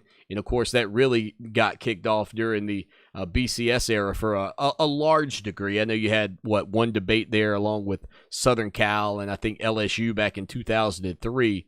But for the most part, we've kind of been able to eliminate that postseason great debate that we would sometimes have where you might even have a couple of undefeated teams. I just kind of wondered if the coverage of it from that standpoint was more significant because it's the definitive national championship game and not the, maybe national championship game. Yeah. Now, I will say this. You have those other things that are listed. If you go on the NCAA media guide, it lists all these other things. But in 1981 and in other seasons, really, the national champion was regarded on either the AP or the UPI poll, the Writers' Bowl or the Coaches' Bowl. Now, you can have the other things that they had, like the MacArthur Bowl went to the National Football Foundation vote. There might have been another one by the Football Writers of America, but really nobody paid much attention to those. It was either AP or UPI, and historically, when you consider when there's split national champions, it's just between whether there were two different teams in AP and UPI. I know like Arkansas, I think kind of says they won the national championship in 1964. Yeah, 64. Yeah. But I don't think they were the number one in AP or UPI. I think they were something else, and they had a terrific team. But really the media, centraled on AP and UPI.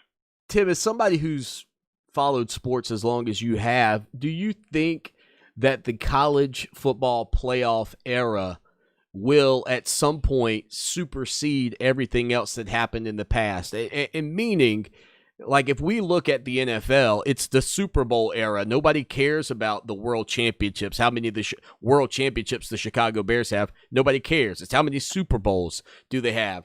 Are we potentially just at the cusp of looking at this thing in 20 years and nobody worries about Clemson's first national championship in 81, 82 outside of maybe Tiger fans, but really the focus becoming how many college football playoff championships do you have? Do you think that could ever be the case? No, I don't. I don't think so. Now they may put more, credibility in it because when you have the top four teams, you really are deciding it on the field because to say that somebody else could have been deserving of the national champion in the given years, meaning they had to be fifth, at the end of the conference playoff season. So it's true that probably there's more credibility in the national champions today, but college football heritage is what it is. I mean, I know what you mean by the Super Bowl, right?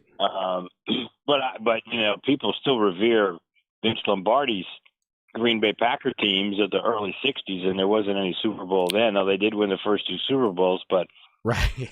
Back in the early '60s, I know they won the NFL championship, and if you watch the NFL Network, they certainly give them their props. But obviously, there is gray area from 1960 to 1965 because you did have the NFL and the AFL, and those two leagues did not play, each other. I still think college is a little different. I still think Clemson's 1981 national championship team is held in high regard, and Clemson was the only undefeated team in the country that year. Right, had 3 wins over top 10 teams.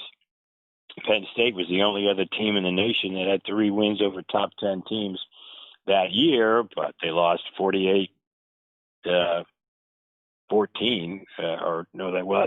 take that back. They had a loss in there.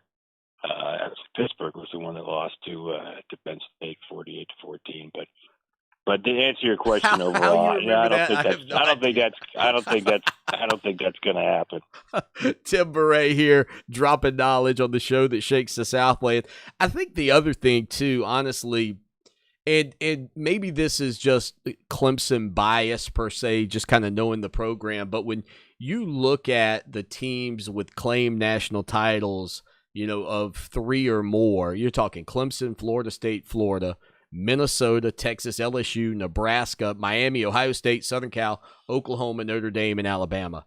Clemson just feels like a bit of an outlier from the size of the town it's in, from the, I know Minnesota slides in there too because their titles are back in the 30s and 40s, but just from the standpoint of not being a big city team or maybe even what people would consider a big named school, Clemson just is an outlier amongst all of those programs simply by their name alone in a lot of respects. Well, I mean, I think Dabo Swinney's done a lot to change that here in the last 8 or 9 years. That might have been the case, maybe a little bit before that or before 1981 or in the 70s. Mostly because back in the 60s, the ACC really suffered from an image standpoint because of the 800 rule. And when the 800 rule came about, it really created an uneven playing field, so to speak, as far as being able to get good players in. You can look at the list of bowl appearances in the 60s and early 70s. I mean, there were many years the ACC didn't have anybody go to a bowl game. I think there was a stretch of 8 years in which only 3 ACC teams went to bowl games. Clemson annually would win the ACC championship with a 6-4 record because Coach Howard would schedule top 10 teams outside the league. They'd lose all 3 of the games and they win the conference. And, as a result, it wouldn't be close to being ranked and wouldn't even get a bowl bid. 1966, Clemson had a pretty good team, but they lost to Southern Cal, Georgia Tech, and I think Alabama outside the league. All 3 were top 10, teams. So it hurt them in their chances to get a bowl, but they, went to the league. Was that about the payday? I mean, would that be about just the money that you could get by playing those games? Well, yeah, you're right. It was, because you got to remember, Coach Howard was the athletic director in addition to being the coach. Right. He had to balance the budget. And so, you look at Clemson's non-conference schedule in the 1960s. I mean, Clemson went to Oklahoma. Clemson went to Southern Cal. Would play Alabama, play Auburn, would play, Georgia Tech, and that in those days was, well, early in the 60s, they were an SEC team. Then they were independent, but they were still, in the top 10. And actually, during that time in the late 60s is when Coach Howard actually scheduled the 2 games, with Notre Dame. When Notre Dame was one of the top programs in the country, he didn't end up coaching against them, but he scheduled the games as the athletic director. Again, legendary Clemson SID Tim Bray here on the show that shakes the Southland. And tell you what, Tim, we got a little break coming up, but I want to keep you on for a few minutes because Danny Ford, when I was growing up, Danny Ford, such a influential name in Clemson sports history and being a huge part of the success that they had when you first arrived there, etc. We'll talk about the fact that Danny Ford was the youngest head coach to win a national title back in 1981 and the significance of that and when you guys knew about it. But we'll get to all that coming up here on the program in just a few minutes. So here's what you can do. You can text us 803-450-0086, 803-450-0086. I'll also encourage you, Clemson Tiger fans, to send us questions that you'd like Tim to answer or things that you'd like to know about the program. Again, the text line 803-450-0086, 803-450-0086. Again, around the bend, we'll learn a little bit more about Danny Ford and his becoming, back in the 1981-82 season, the youngest head coach to win a national championship in college football history. Now, Columbia's most dependable traffic, sponsored by Pope Davis Tire and Automotive, home of the best tire prices in Columbia, guaranteed. Fox Sports Radio 1400 traffic. A wreck this afternoon on I-20 westbound near the Clemson Road exit. Also an accident I-77 northbound just past the Blythewood Road exit. If you're stuck, use the 103.5 FM WVOC traffic tip line 343-1055. This report is sponsored by Stand Up to Cancer. I'm Tony Goldwyn. 20 years ago, when my mom had lung cancer, she didn't have many choices. But today, you do. If you've been diagnosed with lung cancer, please visit standuptocancer.org/lungcancer to learn more. An iHeart Radio original podcast. October 16th, 1972, 2 congressmen board a small plane in Alaska and disappear. Despite a massive search, they're never found. The case goes cold until a young reporter named John Walzak starts digging. What he finds is one of the strangest many seasons. Did he indicate what was in the suitcase? Started on either the AP or the Missing in Alaska on the iHeartRadio app. Or many, like an ESPN research. Past 2 months, our homes have been, lived over Clemson have perhaps still been enough to help of Zero Res Carpet and Air Duct Cleaning. Right now, get we didn't have, 119 and a and disinfecting of common touch surfaces. Visit storyline really developed. That is a pretty good breakfast. You're not even all eyes on Clemson Tiger. Why not? What's up? Tim Beret here. I knew that Jenny'd been partying a bit. Found out she tried heroin. Tim Beret here each and every week, chatting it up with us, taking a look back at some of the historical perspectives on college football. Now, going into... Visit us at drugfree.org. A message from the Partnership for Drug-Free Kids, where families find answers. Would you buy a pool table? Sounds good. Thanks, Lawton. Yes, sir. Take care. Tim Beret here. Warp and become All right. unlevel. Thank you. The place to buy a quality table that's going to last is Carolina Pool Tables Plus. Forget the net. Carolina Pool Tables Plus, 799-5305. Hey everyone, this is Ray. And Marianne from Absolute Glass, your local high-end auto glass specialist in the Midlands. You can be confident if the high-end car dealers trust us to get the job done right, you can too. Visit AbsoluteGlassInc.com for all your auto, home, and business glass needs, or call us at 803-951-7200. And don't forget, we do home windows, patio doors, tabletop, shower doors, mirrors, and storefronts. Enjoyed it. See through it, we can do it. Hey, there he is. For everybody and how they view it. I'm But having a stroke. for right now, it is pretty... Hand or what? I'm having a stroke. Wow, you're not even moving your arm. Absolutely. I'm having a stroke. Tim, Are can't... you okay? I'm having a stroke. Your face looks weird. Next week, too. hit him straight I'm today, having my a man. stroke. Are you having a seizure or something? I'm having a stroke. When someone is Yes, having sir. a stroke, Take care. they Tim may Beret not be here. able All to say right. it with Thank you. words, but Yes, their sir. body language will tell you loud and clear. I'm having a stroke. You just need to know the sudden signs. Look for FAST, F-A-S-T. F, face drooping. A, arm weakness. Or S, speech difficulty. Then T, time. Time to call 911 immediately, because the sooner they get to the hospital, the sooner they'll get treatment. And that can make a remarkable difference in their recovery. Know the sudden signs. Face, arm, speech, time. Spot a stroke fast. Visit strokeassociation.org. Brought to you by the American Stroke Association and the Ad Council. Stay on top of today's pop culture. Ace and TJ Mornings and today's hit music all day on 104.7 WNOK.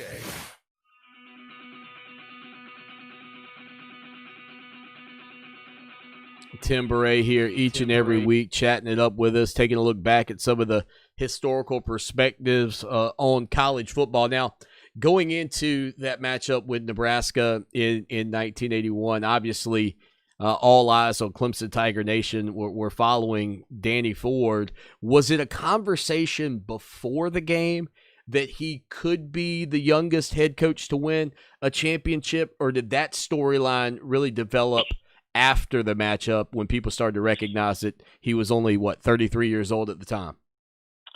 You know, it really didn't come about till afterwards. And, Interesting.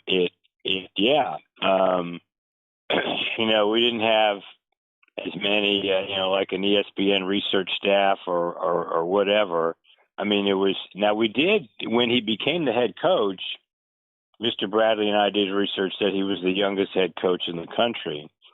But it was the Atlanta Constitution after the season, after he'd won the national championship.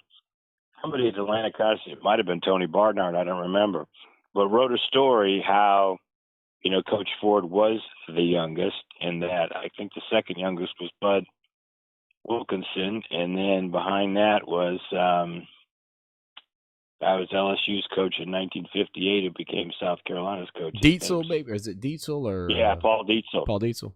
Yeah, so those were the guys on the list, and I think those are still the top three to this day. So really, it wasn't until after the game that became a interesting storyline. Well, and the other storyline that I would ask you on that front of being in this non-college football playoff era, Texas beat number 3 Alabama. Georgia had also lost to Pittsburgh. And Georgia was number 2, by the way, for anybody that's asking. Is there any off chance that a number 4 Nebraska beating Clemson that the Tigers still could have been voted in one of the polls as the national champion, or would that victory by Nebraska over Clemson have perhaps still been enough to vault them to not just number 1, but ultimately number 1 in all the polls and in the eyes of everybody? Yeah, no, we would have been out. And if you go back and watch the broadcast, the Georgia game against Pittsburgh ended before our game did. And so the last 5 minutes of the game, when Nebraska was still kind of had a chance, if they had gotten a stop and gotten the ball back, which they really didn't do until like 10 seconds to go. We took over the ball with, I want to say 4:48, something like that. And we were able to hold the ball down to the last few seconds. And basically the feeling was if Nebraska had won, had beaten Clemson, that this game was now for the national championship. So that was kind of the feeling towards the end of that game. So yeah, no, I really do think that Nebraska would have been declared national champion if they had beaten. See, and that's Clemson, where it's, yeah. Go ahead. I was going to say, which was amazing because they had 2 losses, and that would have been the first 2-loss team in history to win the national champion. Actually, the only 2-loss team now to win the national championship is LSU. In 2007, I think. Well, and that's why I kind of I posed the question, because again, this is how it's so different for the young audience listening. I mean, back then, Clemson fans would have gone into this game thinking, hey, we can win the national title. Nebraska fans are thinking we can just steal Clemson's glory and maybe Georgia or Alabama wins the title at that point. I mean, it's really a lot of things had to take place for Nebraska's mindset to shift. You just mentioned it. And that was what was taking place with, Pittsburgh and Georgia in the Sugar Bowl. Was Dan Marino, was he the quarterback of those Pittsburgh teams? Or was he already gone? He was the quarterback then? No, he was a quarterback, yeah. Yeah. And so he was a freshman in 79, so he was actually only a junior. So from that standpoint, though, Tim, I mean, you mentioned it, not just does that game change during the ball game, but from the Nebraska fans' perspective, all of a sudden they're in it. And I've got to imagine, too, we don't have cell phones in the stadium. So people aren't as abreast of what may be happening elsewhere. And unless that was announced at the game, there may have been a percentage of fans that had no idea what was on the line that were actually witnessing it. Now, they would announce scores, quite a bit more than they do today. And I'll disagree with you from the standpoint that going into the game, I mean, like I said, it was a different deal on January 1 back in those days in the 70s and that point in the 80s because there had been weird days where the dominoes had fallen. As I said, 4 years previously, Notre Dame went from 5th to 1st. Right. So those Nebraska fans are thinking, if we win, and we just got to have 2 other dominoes, fall. Got to have some stuff happen, right?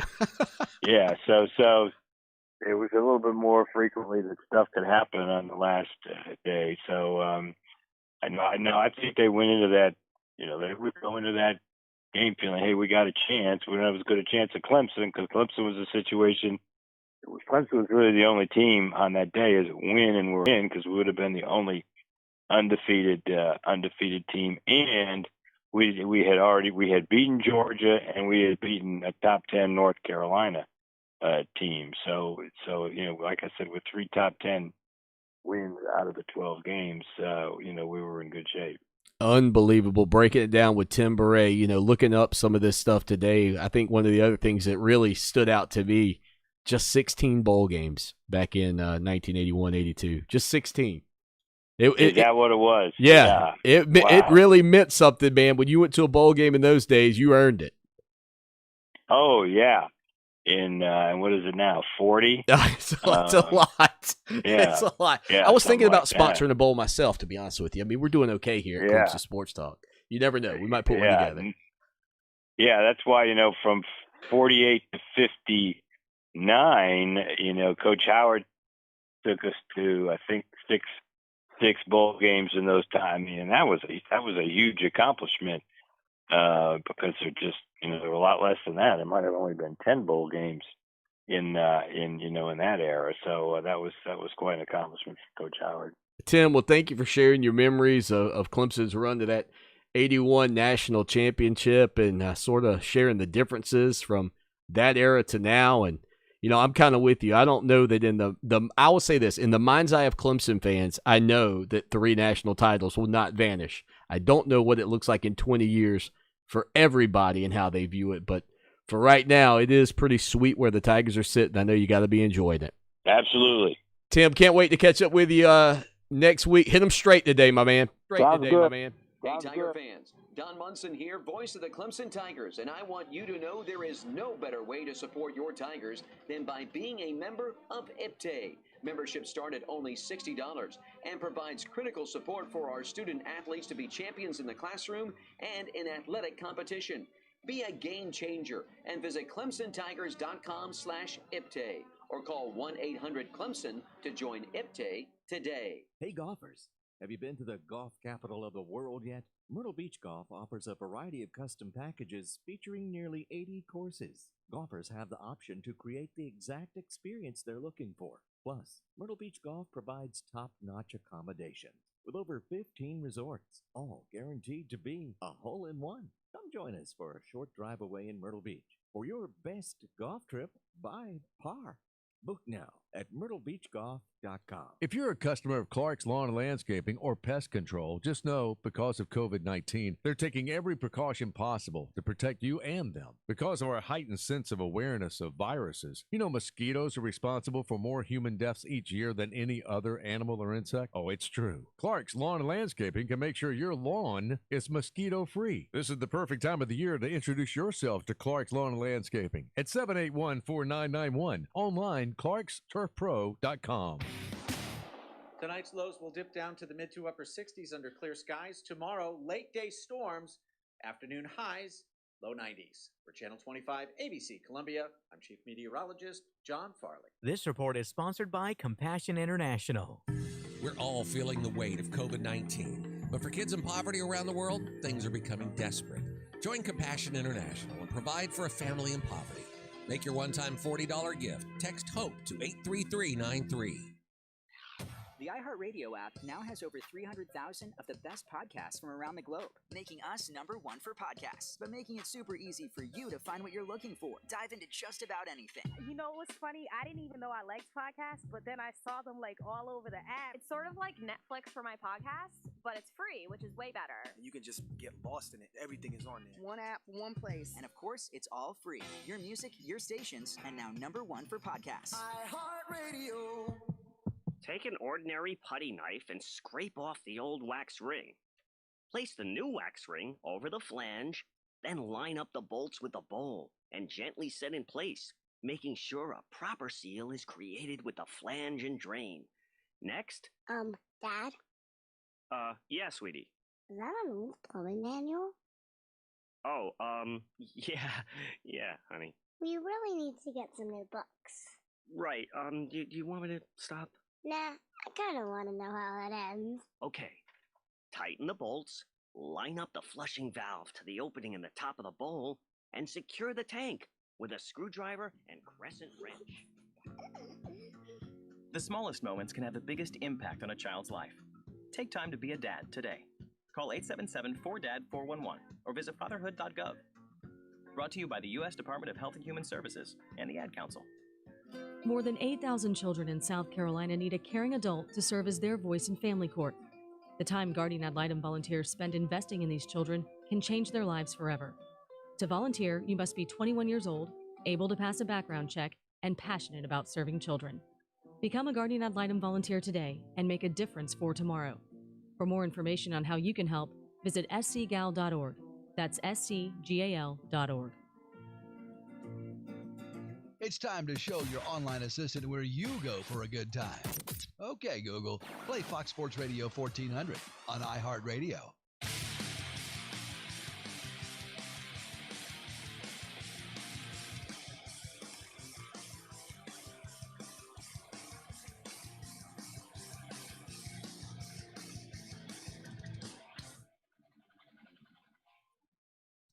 It is the show that shakes the Southland, Clemson Sports Talk, Lawton Swan. Good to be with you here on a Thursday. Thanks to Tim Beret for doing a couple of segments with us, and he's heading out to the golf course to take a couple of hacks at it this afternoon. That's one thing I haven't done in a while. You know, my golf clubs were stolen several years ago. When I say several, I mean like 12. And I don't know. Well, first off, I didn't file it with the insurance company because it was not something that I noticed I was missing initially. And so from that standpoint, I just kind of let her go. But appreciate Tim Bray joining us because I didn't realize that my golf clubs are gone until much later. And I doubt, I get the sneaky feeling that I doubt anybody would let me claim that now. So we just don't. Nonetheless, got a bit of a surprise coming up for you here on the show this afternoon. You know the name. You know the voice. You may or may not know the face, but we're going to get hooked up with our good buddy Lowell here on the show this afternoon, I do believe. And Lowell, hope you're doing well, my man. What's going on, brother? How are you, Lowell? Hi, everyone. Realest champs in the room. How you doing? Hey, man, listen, you're a sore for sight eyes, Lowell. What's going on, buddy? Oh, nothing, man. Same old, same old. You know, I've been staying busy working throughout all the craziness, so nothing's really changed for me. Yeah, I hear you've had some changes at the studio, though. Well, if you buy my guest bedroom studio, then yes, we've had some changes, but I'm loving it. I'll be honest with you. It's been really good, and I like the fact that my commute, you know, as soon as the show ends, I'm home at 5:57 in the PM. So nothing wrong with it, but you know, we haven't caught up with you in a month, maybe 2 months. As far as college football, Lowell, I've been very positive about having a season up until, say, about an hour ago when I saw Dr. Anthony Fauci say that essentially if we had a football season, the players would have to live in a bubble. And it kind of made me feel like maybe since I'm not the expert, I should be paying attention to what he's saying. Yeah, you know, I think the last time we talked, we were having the discussion about whether we thought there would be a football season, and I think we both were, you know, kind of skeptical about whether or not it was going to happen. And you know, it does kind of feel like they're trending towards going ahead and trying to have a football season. What that's going to look like, I don't know. This is really unprecedented. And so trying to navigate a football season while a pandemic's going on and what's it going to look like as far as fans go. I know Clemson has said they're going to try and have fans in some capacity. Yeah. But it's strange, man. I don't know how it's really going to shake out. I do think they're going to go ahead with a football season, but you know, we may have to shut this thing down in October or November if it comes back in a second wave and gets bad again. Yeah, I tell you, and I think a lot of people. Yeah, I think a lot of people out there are concerned about that, and that's what I said yesterday. That was kind of my stance yesterday. Was I could foresee a season where a team on your schedule has a major breakout of COVID-19, and then they aren't playing anymore, so you've got an additional open date. And what would that do if you have an unbalanced schedule from the standpoint of some teams playing 12 regular season games and maybe others only having 10 on their schedule because of COVID-19? Now, what does that do when you're comparing resumes right. to the college football playoff? Exactly. And I mean, and look, for people that'll say, oh man, you guys, you got so much time until you get there.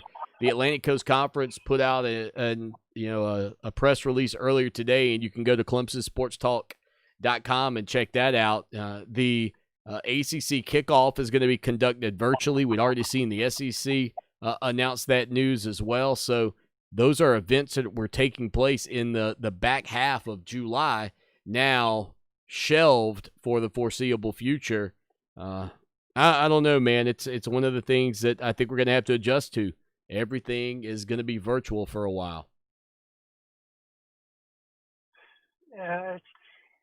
it's not all bad. I kind of like some of the virtual stuff, but the impact on, I don't have to go into the office as much, so that's fun. But the impact in terms of sports is just enormous because there is no. I mean, there are virtual sports, esports, but there's no.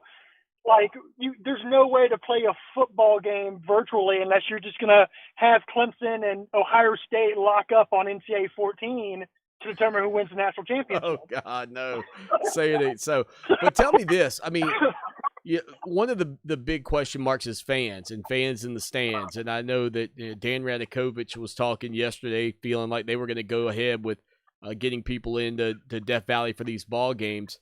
But I just wonder – if fans end up not being able to attend, if that ends up being the line that we have to draw on this thing, can they make up for the lost revenue at the ticket office by what they would recoup in ad dollars because everybody is now tuning in to watch these things? I would imagine we would have record-setting television viewership of football games if that were the case. Well, and I've thought about this. What I think would be incredible is you could sell almost like sideline passes or like kind of lower deck tickets or whatever, but sell it virtually. But you put them like a microphone in each seat so that they can wear like a virtual headset or something and kind of be in the stadium and be able to make noise on third down. I think that would be amazing. A interactive VR where you're still there, you're still making noise without physically being there. Lowell, you might be on to something, my man. Listen, take care of yourself, brother. It's always good catching up with you, and can't wait to get you back on the show. All right, brother. There he is, Lowell, the producer extraordinaire, hanging out with us for a few minutes here on Clemson Sports Talk. Final segment coming up. Don't forget, programming note, we are off the air all next week. Stay with us.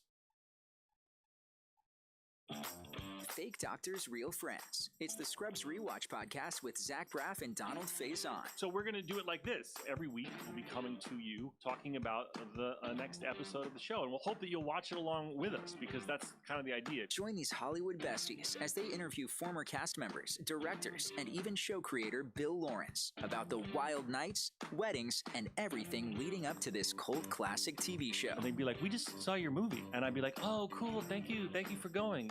Let me tell you about our specials. And it was like, only in Hollywood can you go see a movie and then have the star of the movie wait on you for dessert. Together, Zach and Donald recall the intimate journey that built a lifelong friendship. Oh my God, this is where it all originated. Join Fake Doctors, Real Friends as they remember their early success and try to figure out if the janitor was a figment of JD's imagination. Well, you've already proven that time and time again, Donald. Listen to Fake Doctors, Real Friends on the iHeartRadio app or wherever you listen to podcasts. At the Samuels Reynolds Law Firm, we've seen how terrible accidents turn lives upside down, and we're proud to be the lawyers our clients depend on during their toughest moments. I'm Jason Reynolds. Call me when your family is faced with any serious injury or death. And I'm Stephen Samuels. When you're hurt at work, I go to work, getting you the medical treatment and workers' compensation you depend on.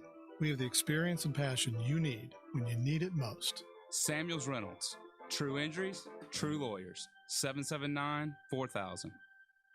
Oh, it's doing great. I've been on it now for about 3.5 years. I've lost 67 pounds, and I feel better than I did at age 40. I'm just getting older. That's the only thing that doesn't stop. Other than that, I feel good. Listen, we're all getting older, but that doesn't mean you have to feel your age.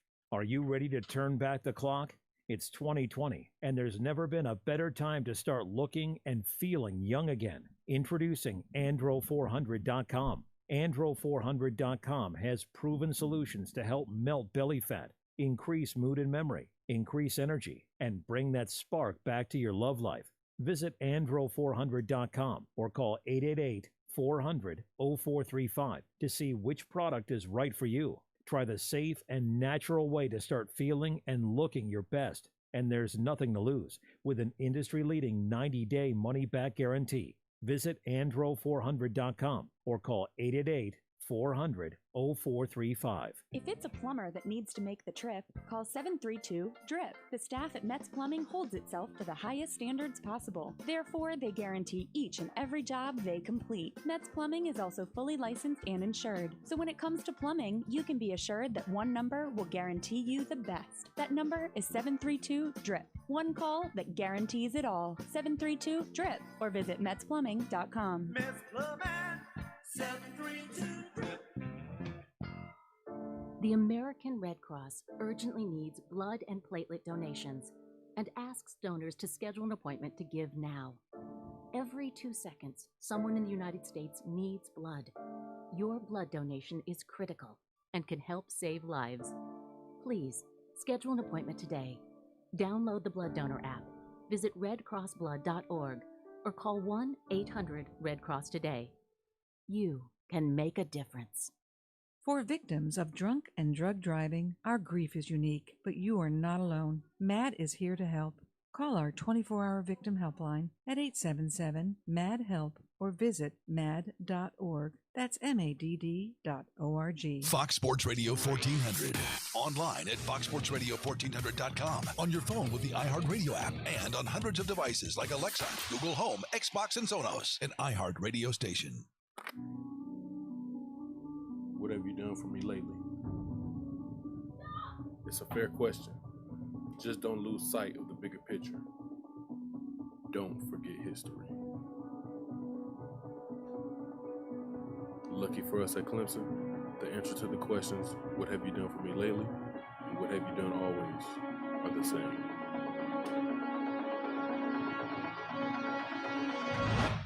We win.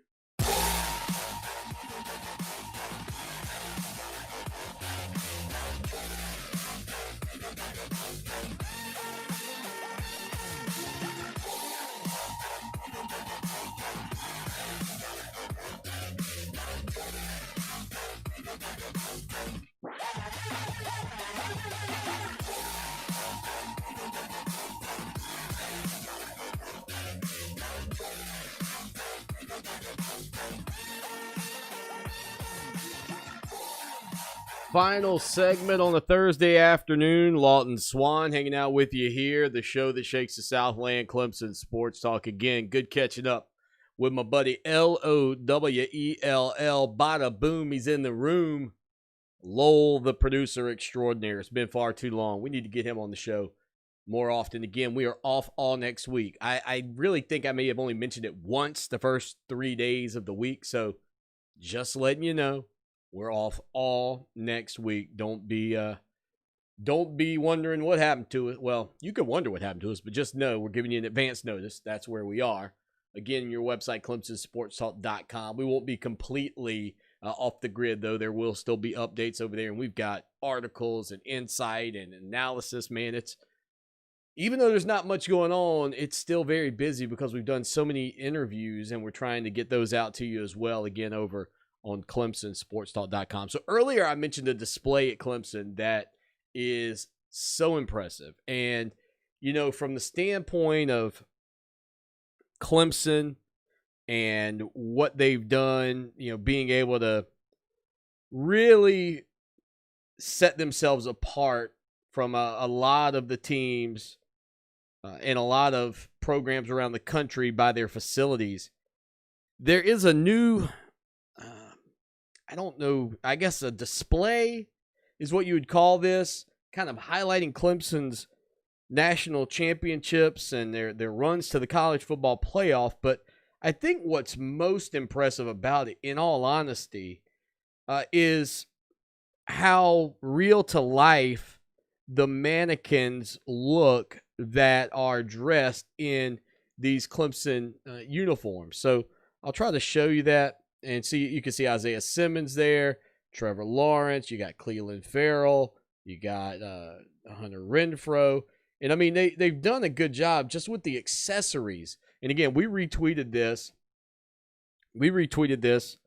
I guess yesterday afternoon. Tyler Grisham, Clemson's new wide receiver coach, put it out. But I'll even show you there. You can see a little Deshaun Watson. Looks like a little Mylan Richard over there. And so, I mean, just incredible how from the whether it's the arm sleeves that they've got them wearing to how they're taped up, maybe even a subtle little touch like the towel there for Trevor Lawrence. But this display of the college football playoff history and legacy of Clemson, I think if you are walking into Clemson's facility as a recruit and you see that, it resonates pretty well. You know, the other thing they did too here, and it's subtle, but I want you to notice the height. You know, the guys like Hunter Renfrow and Travis Etienne, maybe that's Wayne Gallman.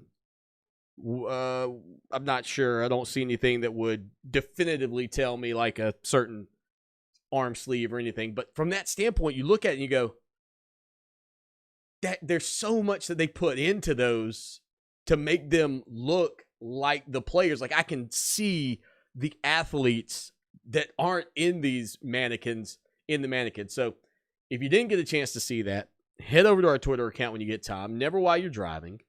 Okay, you know the rules.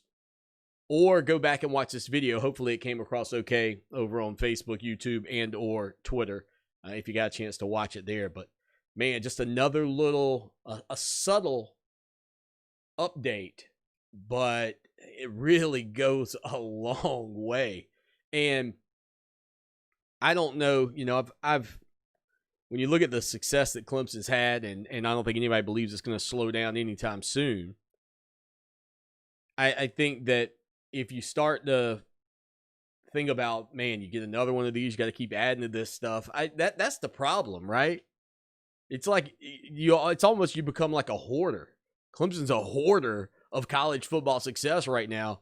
And you look, my house, X amount of square feet, I only have so much room before I have to start giving away college footballs and things of that nature.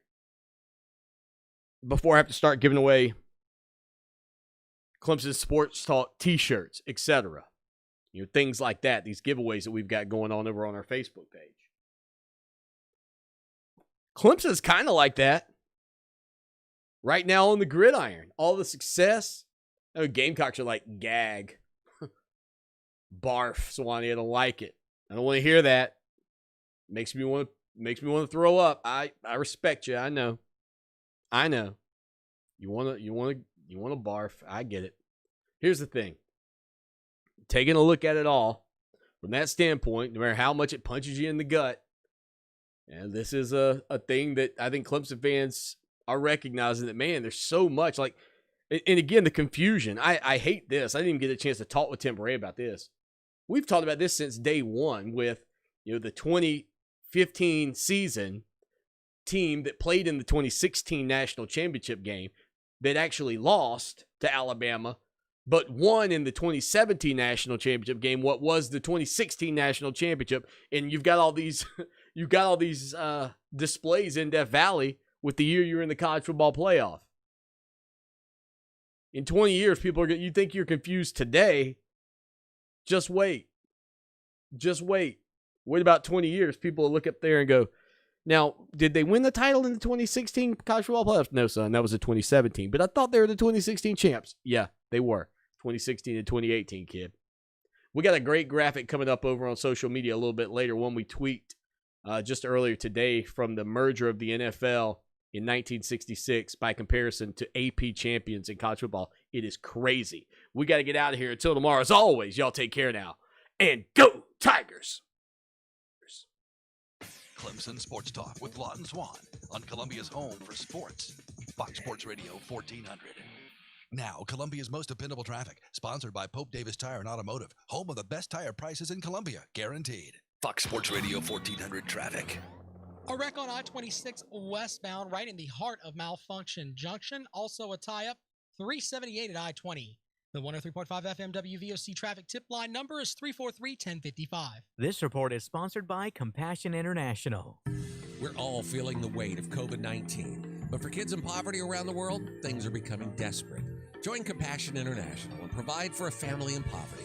Make your one-time $40 gift. Text HOPE to 83393.